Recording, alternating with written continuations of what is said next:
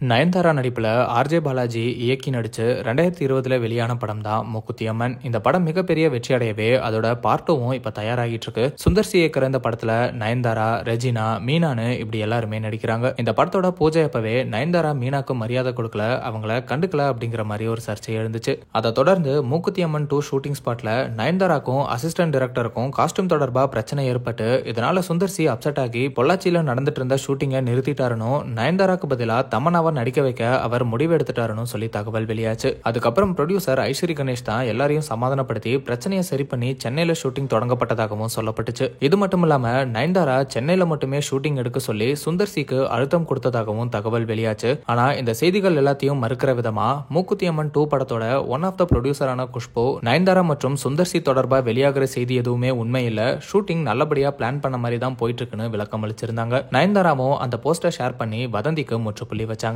இந்த நிலையில இதுல சம்பந்தப்பட்ட சுந்தர் சி இதுக்கு முதல் முறையா இந்த செய்திகளுக்கெல்லாம் பதில் அளிச்சிருக்காரு. அவர் என்ன சொல்லியிருக்காருன்னா, அப்படியெல்லாம் எந்த பிரச்சனையும் ஆகல, ஆனா ஏன் அப்படி நியூஸ் வந்துச்சுன்னு தெரியல, பிளான் பண்ணபடி நாங்க ஷூட்டிங் எடுத்துட்டு தான் இருந்தோம். மூக்குத்தி அம்மன் 2 படத்தோட ஷூட்டிங் அப்பவே கேங்கஸ் படத்தோட ஷூட்டிங்கும் போச்சு. இதனால மூக்குத்தி அம்மன் 2 ஷூட்டிங் பொள்ளாச்சியில எடுத்தா கஷ்டமா இருக்கும்னு சென்னையிலேயே எடுத்தோம். அவ்வளவுதான். நயன்தாரா ரொம்பவே டெடிகேட்டடான ஒரு ஆர்டிஸ்ட். ஷூட்டிங்க்கு வந்தா முடியற வரைக்கும் லொகேஷன்லயே தான் இருப்பாங்க, கேரவன் கூட போக மாட்டாங்க.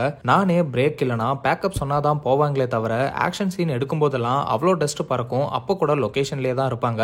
ஏன் இப்படியெல்லாம் நியூஸ் வந்துச்சுன்னு தெரியல, எல்லாத்துக்குமே என்னாலையும் பதில் கொடுத்துட்டு இருக்க முடியாது, பதில் கொடுத்தா அதை வச்சும் ஏதாவது பேசுவாங்க அப்படின்னு சுந்தர் சி மூக்குத்தி அம்மன் 2 சர்ச்சை பத்தியும் நயன்தாரா பத்தியும் வெளிப்படையா பேசியிருக்காரு.